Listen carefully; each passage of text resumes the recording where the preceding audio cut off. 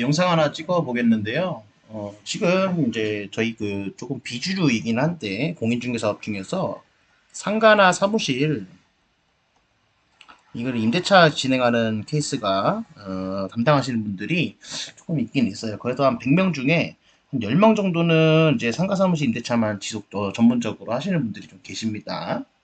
그래서 이제 요거는 이제 일반적인 원룸 투룸 중개보다는 조금 레벨이 높은 영역이고 레벨이 높은 만큼 뭐 당연히 보수도 높게 책정이 되고 가져가겠죠. 간단히 예를 들면은 상가 사무실 같은 경우는 근린생활시설이라든가 또는 다양한 시설군에 속하기 때문에 주택이 아니거든요. 주택시설군이 아니기 때문에 법정 수요율인 제 최대 한도 0.9% 이내를 받을 수 있어요. 이내에서 뭐 협의가 되는데 규모가 너무 큰 거 제외하면은 다 0.9% 받습니다. 그래서 예를 들어서 보증금 한 5천만 원에 월세 한 600짜리 뭐 이런 거라 볼게요. 서울은 이제 5천에 600이라 그러면은 면적 자체가 뭐 그렇게 엄청 넓다거나 뭐 그런 지역은 아니에요. 예를 들면 뭐 강남의 중심지라든가 뭐 성수동이라든가 그런 지역들은 이건 5천에 600 해봤자 한 20평밖에 안 나오는데 강북 지역이라든가 아니면 비선호 지역 같은 경우는 그래도 면적이 지상층으로 간다 그랬을 때 사무실로 한 80평 정도는 나오거든요. 그래서 이때 중대형 평수라고 보시면 됩니다. 그래서 이런 것을 기준으로 그랬을 때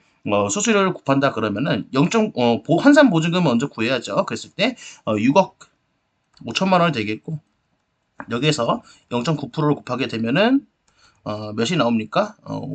540에다가 한 500, 한 85만 원 나오겠네요. 자, 근데 이걸 임대인과 임차인한테 양쪽을 모두 받는다라고 가정한다 그러면은 곱하기 1을 해야 되겠죠. 그랬을 때 0, 7, 1, 11770만 원이 수수료 보수로 나오게 되는 거예요. 그래서 계약을 한 건만 수행해도 1170만 원짜리 나오고 이거는 제가 말씀드렸듯이 항상 말씀드리지만 금액은 임대 의뢰 금액은 많이 달라질 수 있어요. 저는 최고로 많이 비싼 걸 해봤던 것 중에 보증금 3억에 3천만 원짜리를 계약을 성사시켜 봤어요. 대형 사무실을. 이런 것 같은 경우는 중개보수가 한 6천만 원 조금 안 되게 받았던 것 같아요. 제가 조금 깎여가지고 보수가. 그러니까 요런 게 좀 있으니까 늘 생각을 해야 됩니다. 되게 작은 것도 있어요. 예를 들면 보증금 2천만 원에 월세 뭐 한 100만 원 뭐 이런 것도 있거든요. 이런 케이스도 있고 이런 케이스도 있다 보니까 그 표준을 늘 생각을 해보시고 판단해 보셔야 됩니다. 그래도 이제 보면은 되게 보수가 커요. 기본적으로 이제 주택이라든가 뭐 주거용 건물 임대차라든가 주거용 건물 매매보다도 법정 수수료가 한 최대 한도 내에서 규정되어 있기 때문에 수수료는 굉장히 좋습니다. 그래서 일단 기본적으로 서울에 있는 중심지에 이 강남 테헤라노라든가 아니면 강남역이라든가 성수동에 있는 연무장길이라든가 아니면 홍대 중심 지역이라고 하는 이제 뭐 먹자골목 이런 데가 아니더라도 비선호 지역이라도 서울은 늘 언제나 어느 곳에든 수요가 있기 때문에 뭐 동대문구를 가시든 광진구를 가시든 아니면 뭐 성북구를 가시든 뭐 아니면 저기 위쪽으로 노원구를 가시든 상가 사무실은 언제나 늘 있어요. 언제나 늘 있다 보니까 이런 애들을 잘 공략하면 돈이 괜찮게 됩니다. 실제로 저희가 표준적으로 상가 사무실만 주로 담당한다 그랬을 때 매물이 한 500개 정도 가지고 있다라고 하는 기준으로 생각해 볼게요. 메모 500개 기준으로 네이버 부동산에 충분히 광고를 잘 때리면은 광고료가 한 월에 100만 원 정도 나올 거거든요. 그래서 네이버 부동산 광고료 기준으로 100만 원을 사용한다 그랬을 때 자, 광고를 올렸으면은 임차인이든 뭐 임대인이든 연락이 오겠죠. 이 소통하는 전화가 올 겁니다. 매물을 보고 싶다든가 계약을 하고 싶다든가 그런 연락이 온다 그랬을 때 매물 500개 기준으로 한 달에 통화 건수가 120건 정도 나옵니다.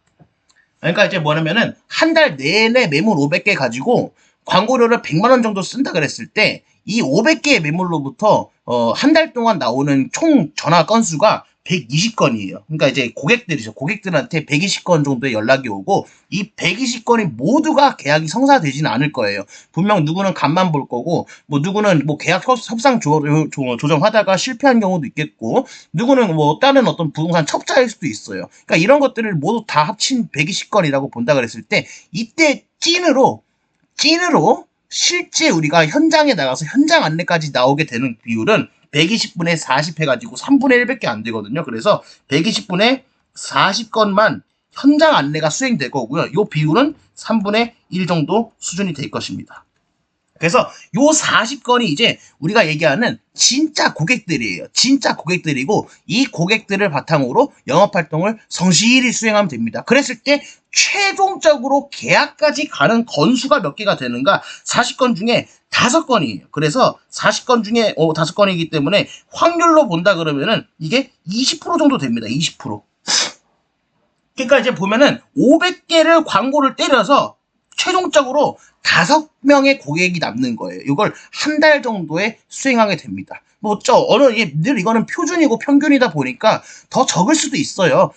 예를 들면은 500개 돌렸는데 최종적으로 계약하는 게 5명이 아니라 뭐 2건일 수도 있고요. 아니면 좀 더 많아가지고 5건이 아니라 10건일 수도 있거든요. 늘 그 표준을 보고 판단하는 겁니다. 그랬을 때 이 5건이 실제로 계약까지 이루어지는데 요 계약이 되는 그 중개 보수가 다 양타를 진행한다 가정할게요. 양타. 그러니까 이제 단독 중개라는 거고 상가 사무실은 공동 중개할 필요가 없어요. 제가 네이버 부동산 물건 훔치는 법에서 말씀드렸다시피 공동 칠 필요가 하나도 없습니다. 무조건 다 양타라 보시면 돼요. 그래서 중개 보수 같은 경우는 작게는 600만 원에서 크게는 한 2천만 원까지 된다 그랬을 때 이 중위값 기준을 잡아보면은 2,600에서 중간점인 1,300만 원이 되겠죠.